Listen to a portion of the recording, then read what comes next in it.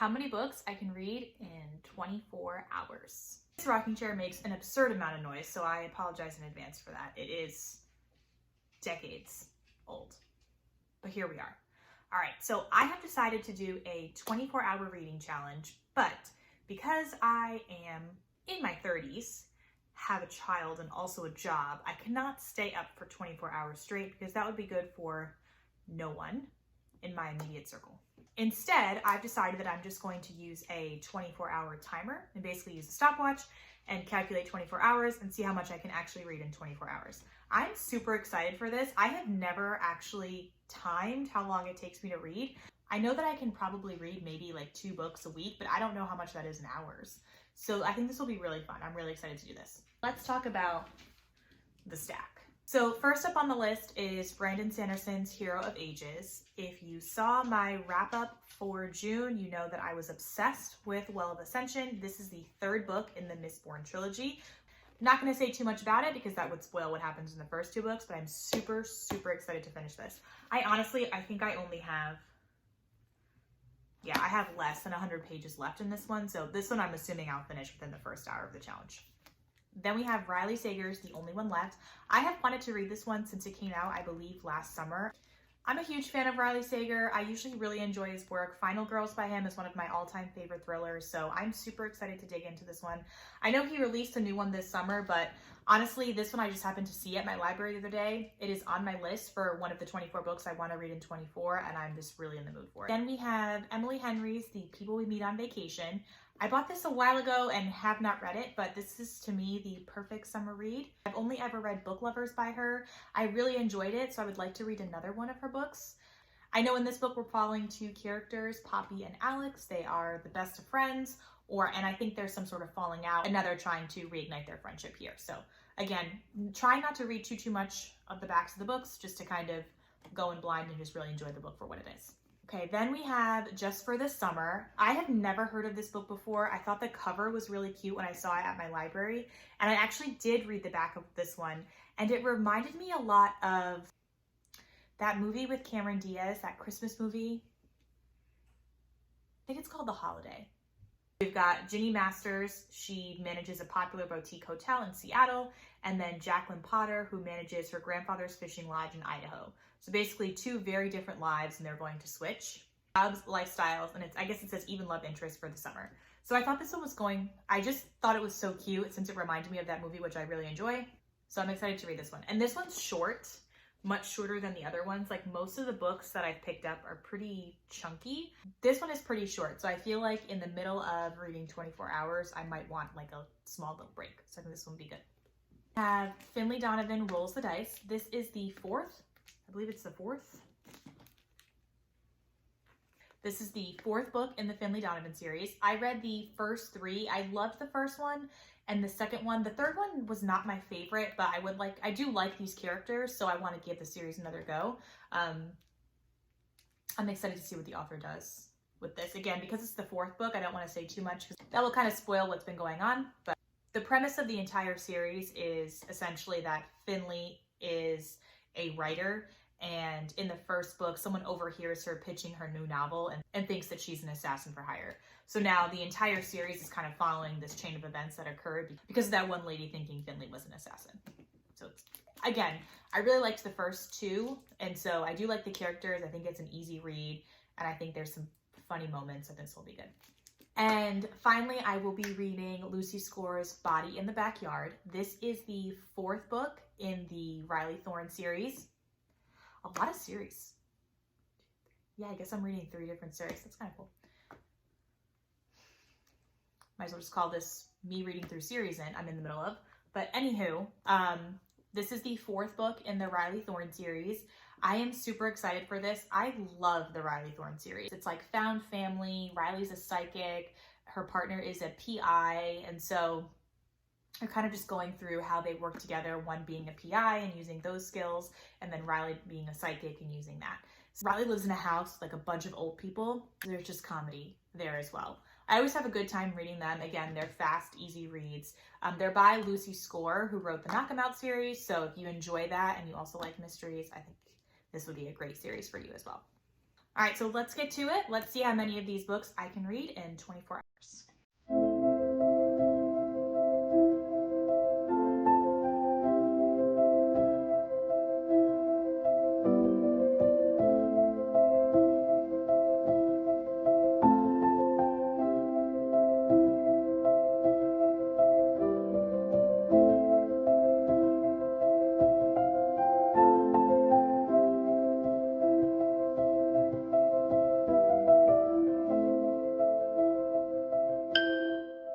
Okay, let's do an update. I am right under 3 hours into this. I did finish, as you saw, Hero of Ages.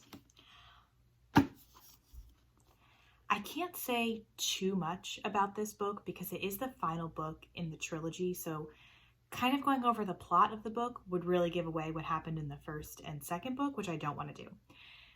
I will say though, after reading this book, Brandon Sanderson is now a must-buy author for me, like hands down.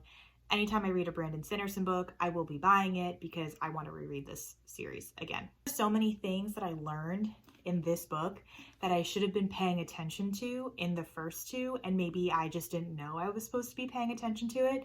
I feel like that always happens when you get to the end of a series. You're like, oh my gosh, how did I miss that? That was so obvious. But you weren't thinking that at the time. So this is definitely a series that I will be rereading. This book was amazing. And what I thought was so interesting was in the beginning of the book, Brandon Sanderson wrote the preface to his book. And in that, he kind of talked about the fact that, you know, he is a fantasy reader too. And he's oftentimes left disappointed with the end of a series because the end of a series it's a big deal. Right? Every reader has their ideas of what they think is going to happen, what they think should happen, what they would be disappointed in, what they would be happy to see. And you're taking all of this work that you've done for hundreds of pages and you are wrapping it up and hoping that it makes sense. And it did. This might be one of the most satisfied I've been at the ending of a book where I finished it and I thought to myself, that was freaking perfect. Perfect. Like there's nothing that I would have changed about the way this book ended because it was perfection. So again, I'm going to keep talking about Brandon Sanderson apparently. I have The Way of Kings, so I will be reading that soon. Not in this vlog, but soon. So if you are a fantasy fan and you have not read any Brandon Sanderson, I highly, highly recommend him. You will not be disappointed. So honestly, I finished that in probably like the first 30 minutes, or I only had like 40 pages left when I started of this book, so that was pretty fast. After finishing this, I wanted to go into something that was just a little bit easier to read and didn't have to focus as much. And so I started Riley Thorne and the Body in the Backyard. I am about 61% through the book. I'm on chapter 24, which is crazy. I feel like I've been flying through this book, flying through it. It is really good. I'm really enjoying it. I'm having a great time. I love the characters in this one. If you've never read any Riley Thorne, she lives with this group of old people. It's like they live in this mansion and she rents a room in the house basically. So they're just really funny characters. Like just imagine living in like a nursing home, I guess. They're just super funny. And they really just make it a good time. And then on top of that, Riley's a psychic. So it's been really good. I'm really enjoying this one. I'm going to say again, like too much about what's happening because not that it will spoil the others. I definitely think you need to read these in succession, but there's nothing really mind-blowing that's a huge spoiler. But in this one, the premise is that Riley's ex-husband, he's in trouble, someone's after him, and so Riley and Nick are helping out. If Lucy Score is planning to do more Riley Thorne, I don't know if this is the last one. I should probably look into that, but I've been enjoying my time. I've really enjoyed all of the other ones as well, so I'm not surprised that I'm also enjoying this one. And I've pretty much enjoyed every other Lucy Score book that I've read too, so far this 24-hour readathon has been going swimmingly. I will check back in a little bit later.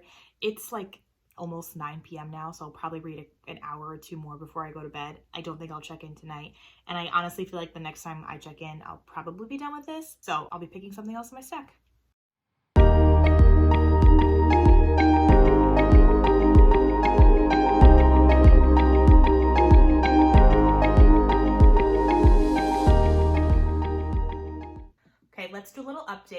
are almost 6 hours into the 24-hour reading challenge. It has been really fun. I've actually been really enjoying it. I read a lot. I read most of my time yesterday. Today is now Friday. I've read maybe about an hour today, but it's still early. It's only 4 o'clock. And so I do most of my reading after my daughter goes to bed anyway. Yeah, I'm hoping to get another few hours in tonight. Finish Body in the Backyard by Lucy Score. I really enjoyed it. It was the 4th book in the Riley Thorne series, like I've mentioned probably 16 times now. I had a great time reading it. It was funny. I was laughing out loud in a lot of parts. It was really a fast read. Not a lot of concentration went into me reading it. I was definitely surprised by the ending. I was reading it late into the night and I had to go back and reread who like the guilty party was because I thought I had missed something, but really I was just kind of tired. So I kind of reread it, stopped, and then saved the rest for this morning. But I did really enjoy it. Again, if you like mysteries, if you like Lucy Score's Knock 'Em Out series, I think the Riley Thorne series is a great one for you to read, and I would highly recommend picking it up. Then I moved on to Riley Sager's The Only One Left. I wanted to do something a little bit different. So I went from Hero of Ages to Body in the Backyard, and then Body in the Backyard to The Only One Left. I didn't want to go into Finlay Donovan because honestly, Riley Thorne and Finlay Donovan, they're not the same, but it's kind of the same vibe. So I did not want to do that. Went with Riley Sager's The Only One Left. I read 9 chapters, so I'm on page 91. I am loving it so far. Absolutely loving it. Like I said before, I had no idea what this book was about when I went into it, and I did not think it was this, but I don't want to say too much, but we are following our main character, Kit, who is a caregiver. She ends up caregiving for this older woman who lives in this really expensive mansion on the coast of Maine. And that's really all I'm going to say about it because I feel like it's cooler to find it out without reading it. I've said less than what's in the synopsis, so if you know what's in the synopsis, then it is what it is, but I don't want to say too much. But I'm really enjoying it. It's been kind of gloomy today, so it's been the perfect day to read like a thrillery type book. I'm really hoping it rains later because that would be just the perfect weather. Looking at my stack now, to be honest with you, I almost feel like I should put another thriller in the stack because I feel like I have a lot of happy-go-lucky books. Not that there's anything wrong with that. I just don't know if I want to read that for 24 hours. So we'll see. We'll see how I feel after this, and then I'll probably read another one, and then we'll go from there. In this book, what I'm enjoying is there's little surprises every few chapters. So of course, I know there's going to be some sort of big reveal, and you can kind of already tell not what the reveal is going to be, but what the reveal is going to be about. So of course there's going to be that, but there's definitely little surprises in each chapter that he's giving to you. So I enjoy that because it keeps you on your toes. It keeps you wanting more. I'm connected to the characters. I definitely want to see what's going to happen. So I'm very, very excited. I also think it's kind of a summery book almost, and I don't know if it's intended to be that way, but it's like on the coast of Maine. There's a beautiful ocean. I don't think it's warm outside by any means, but it almost has the vibe of a chilly summer day. This would actually have been a really good book to read for Summerween, but regardless, very much enjoying it so far. So I'll update you guys in a few hours, probably not till tomorrow. Hopefully I can make a dent in this. I'm really hoping to read, like I said, a few more hours today. I don't think I will finish this tonight, but I'm hoping I'll get pretty darn close. I hate going to look at see how many pages it is because I'm always so afraid that I'm going to see a spoiler. Anybody else? Because that has happened to me before. I will go and look and see how many pages it is, and I will accidentally see something that ruins the entire book. So I feel like, so when I'm looking for the page numbers, I'm almost like this. Okay, there's 382 pages. So probably won't finish this today, but we'll see. I'll update you guys in a little bit.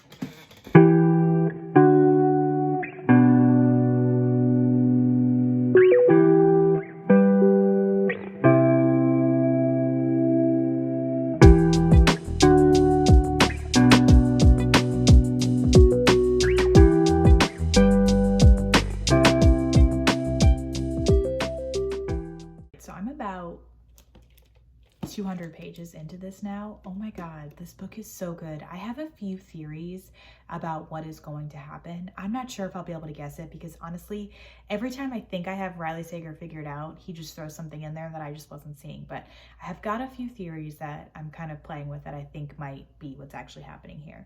But what I'm really loving about this one so far is that the main character, Kit, and the woman that she's caring for, it's kind of going back and forth between Kit's point of view, and then the woman that she's caring for is typing her story about what happened back in 1929. And so we're getting that what's happening now and what's happening in the past. And one of my favorite things in books is really just when it goes back and forth, either between different points of view or timelines, especially because I feel like you're getting what's happening now and then you're trying to piece together the small clues. And eventually, of course, the stories will converge, but they haven't yet.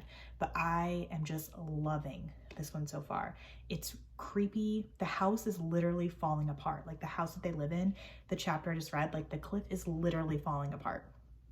It is wild. So it's very atmospheric, like the whole creepy mansion on a cliff is falling apart, it's stormy. Tragedy happened there like literally the night of the stock market crashing, basically the beginning of the Great Depression. So it's so good. So I'm hoping that the ending does not disappoint and I love it just as much when I finish it as when I do as I'm going through it. Okay, update. So last night I finished Riley Sager's The Only One Left. I remember, I think the last time I updated you guys, I was talking about some theories that I had. And previously I'd said, you know, I'm not going to finish this book today, but I think I'm going to get pretty darn close. I could not go to bed without finishing the book. I had to know how it ended. It was that good. And I'm going to be honest with you, throughout the book, I was telling my husband, I'm like, you know, I think I figured this one out. I'm kind of disappointed. And every single time I read a Riley Sager book, every time, I think I've got it. I'm figuring it out. I'm like, no, that's too obvious. It's really got to be this. This is the thing. This is what the big reveal is going to be. And I got some of it. I really did. I figured out a big chunk of it, but I think the biggest twist, he got me again. And I feel like this is why Riley Sager for me will always be a must-read thriller author, because he gets me every single time. So it was awesome. Highly recommend if you like Riley Sager and if you like thrillers. Now I'm reading Just for the Summer by Melody Carson. And I also realized as I was picking this up and seeing if the audio was available on Spotify that Javi Jimenez also came out with Just for the Summer this summer. What are the odds that two books come out with the same exact title around the same exact time? That's wild. But I am, please ignore my bookmark. I'm about more than halfway through this one, to be honest with you. I have been flying through it. It is very easy to read. The author, Melody Carson, one of her books has already been turned into a Hallmark movie. And I can totally see that. This book definitely has Hallmark movie vibes. Between the two characters, we have Jacqueline and we have Genevieve, who goes by Ginny. I love Ginny. Like her character, I love her character. I love her storyline. I love the whole thing. Jacqueline, I could care less about. I literally don't care. Every time we go back to Jacqueline's story, I'm almost annoyed about it. Even though on the back, it seems like a story about two women, it really feels like we are following Ginny more. And I don't know if that's because I like Ginny's story more or because that's just actually how the book is. Jacqueline is kind of an annoying character. She's very unlikable, and I know she's supposed to be that way, and I'm assuming she's supposed to have some sort of development and character arc and redemption story. I'm really not sure how that's going to happen because she's just terrible. She's just a horrible person, really, in my opinion. So I've been really enjoying it. I like the idea of the book, you know, that the women switch places. They have like a job swap thing, so they switch jobs. The boss, like Ginny's old boss that she gives to Jacqueline, has very Devil Wears Prada vibes. So that's been fun. And of course, there's a romance there. So there's kind of a romance with Jacqueline and another guy that works at the hotel, and then there's sort of a romance with Ginny and one of the staff at the lodge. It's like kind of a romance, but we're not sure if it's a romance. But I even like the Lodge characters better. And I don't know if that's just my personality, is that's why I like the Lodge characters better. But every time we go to back to the boutique hotel in Seattle, I don't care. I don't care about Jacqueline. I don't care about Andy. I don't care about Dina. Like, I literally don't care. But in the Lodge, like, I care about all the characters here. So I'm really enjoying it. I'm hoping that maybe it turns out that this is really a story about Ginny and Jacqueline is just a side character, but it's been really fun. Like I said, it's really short, and it reads like a Hallmark movie. So if you enjoy Hallmark movies, I think that you would enjoy this. That's pretty much how you can kind of get the vibe of the book. It reads like it could be a Hallmark movie. So definitely am enjoying it. I'll probably end up finishing this today because I have less than 100 pages left and it's barely 3 o'clock, so I know I'm going to do some more reading. But I'll catch up with you in a little bit. Okay. I honestly don't know how people do these straight through because I feel a little loopy, and I've just been reading this over the course of like 4 days. So, but I honestly don't think I've done this much reading in a row in a long time. I'm starting to lose track. But anyway, let's do a little update. So I don't even know the last time I updated you guys. I think it was when I started Just for the Summer. I'm at like hour 15 now. I'll probably update you again tomorrow, but right now, Just for the Summer, I finished it. I really enjoyed it, this one. It was cute. Like I said before, it was a Hallmarky movie. Again, I did enjoy Ginny's story much more. I will say the one con to this is I felt like the ending kind of wrapped up really quickly. And not that there needed to be a long, drawn out problem resolution, but I didn't necessarily expect it to be so fast. And it almost, not that it didn't feel believable, it felt a little rushed and a little like certain things had to happen to wrap up the book, basically. And I don't think it needed to be longer necessarily. I'm not sure. I feel like I obviously knew it was a book, like a Hallmark movie. And I feel like the way it ended just really reminded you like, oh yeah, this is a Hallmark movie in a book package. Just because one of the characters' arcs just almost didn't seem, a couple of the characters' arcs just almost didn't seem believable. Like I don't want to say because it's a spoiler, but one of the characters just completely flips her attitude, and I was like, wait a second. Is that all it took? That seems kind of weird. So I didn't like that part of it. But again, easy read. There's nothing wrong with it. It's not something that I'm highly, highly recommending though. We have a special guest to our 24-hour reading challenge. A botanist. I told you I'm getting loopy. A Botanist's Guide to Flowers and Fatality. So after finishing Just for the Summer, the books that I had left that I had chosen were People We Meet on Vacation and Finlay Donovan. I wasn't in the mood for something happy-go-lucky. I was in the mood for something a little more serious. And so I had this wanting to read it. And so I picked this up instead. I am chapter 14, so I'm about 120 pages into it. I'm actually really enjoying it. This is the second book. It's called the Saffron Everleigh Mystery. Saffron Mysteries. And it is about a scientist, and she studies plants. She's a botanist. And so the first book was all about her solving a murder because of some poisonous plants. Like, that's how she got involved. She was figuring that whole thing out. This book is the same thing. There's a murder involved and there's these flower bouquets. And so she is kind of going through the flower bouquets and trying to solve the murder and piece it together that way. I liked the first one, but I am enjoying this one much more.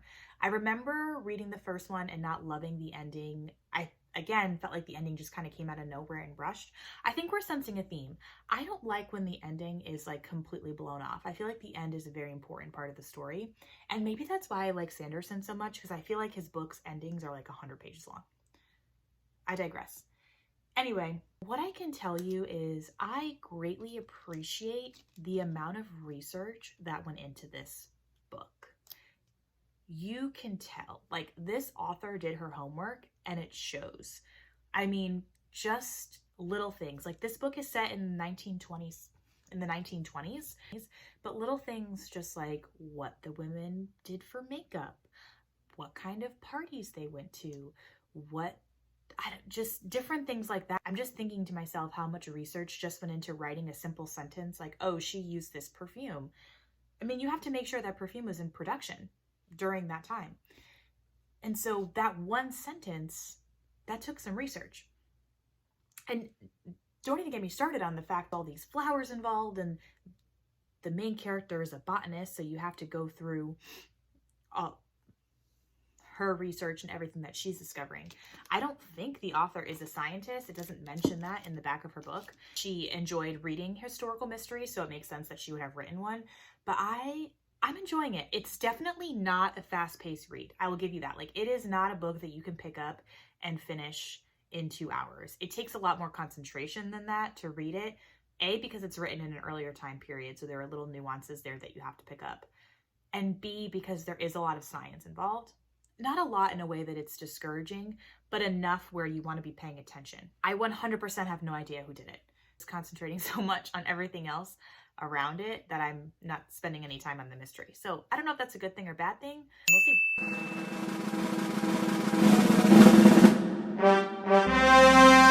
It's been a few days. So I have finished my 24-hour reading challenge. I actually went on vacation with my family and I didn't want to film everything there. So I just figured I took some notes on my phone and then I would kind of talk about my thoughts on each of the books. So I finished one more book and then got halfway through another one within that 24 hours. The first book that I read was People We Meet on Vacation, which I figured was very fitting as I was on vacation.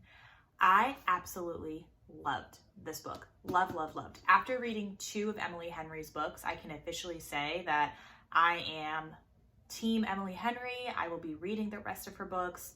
I loved it.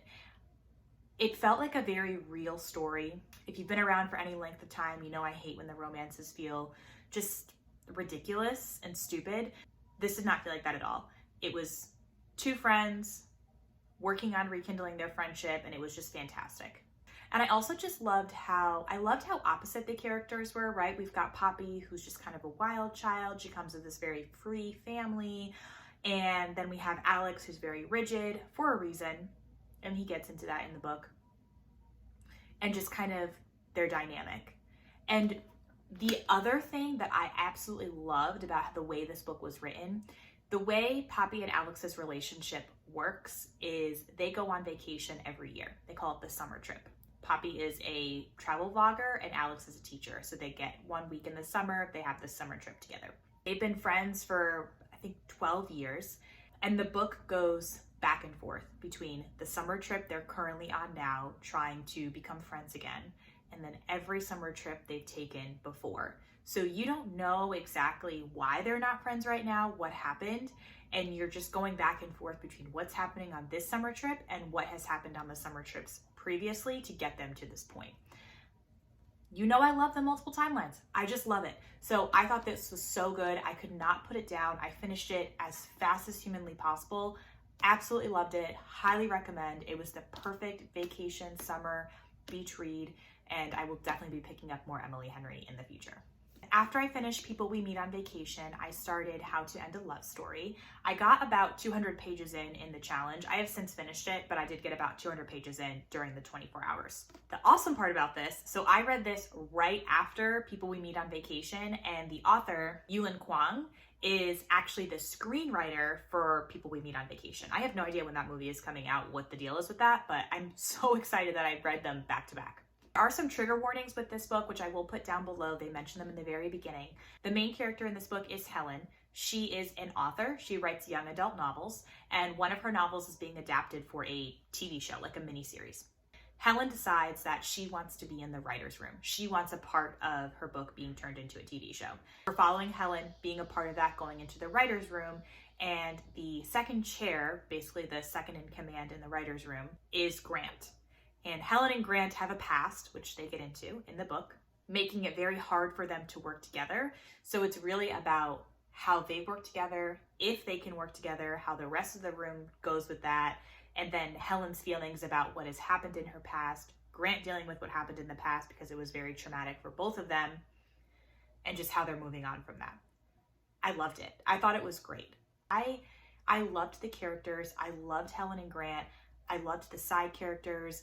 I loved the banter in the book. I loved the premise of the book. I love reading about writers and authors and readers. I think that's just a really cool theme. I found her to be very, very relatable. My one disappointment, I will say, with this book, there was some spice in it. Now, I read books with spice all the time. I don't mind it. However, I felt like in this book, it almost didn't belong. It almost seemed as though it was an afterthought, or it was something that was put in to be put in. It just kind of seemed out of place. And maybe the way the characters were supposed to be wasn't the way how they were in my head. And maybe that's why when the spice scenes happened, I just was kind of taken aback by them, because I didn't think their personalities in those scenes weren't like the personalities I had gone with the rest of the book. Maybe it's just me. I don't know. But I did, like I said, I really enjoyed it. I'm not sure if this author has other books. I will definitely be checking them out if she does. And I will most definitely be watching The People We Meet on Vacation, especially that she is in charge of it. And I just read that she's the director for Bee Tree too, which is awesome. But like I said, it was a great book. If you like Emily Henry, I highly recommend this. It read very similar to what an Emily Henry kind of reads. You know, real people, real issues, romance, but not super cheesy or super ridiculous. Again, my one complaint was the spice, and just because it just didn't feel like it went with the book. So I finished 1, 2, 3, 4, 5 books total. And then I finished Hero of Ages, but I had started that one before. So 5 total books, and then I started and finished basically a 6th and 7th. All in all, I would say that this 24-hour reading challenge was very successful. I loved it. I think I haven't read this much in a really long time. I read a lot, but I haven't read this much consecutively in a really long time. I'll definitely be doing this again in the future, probably not for a few months, but make sure you are subscribed so you see when that comes out. And as always, please let me know what you're reading. I'm always looking for new book recommendations, and I will see you next time. Cheers!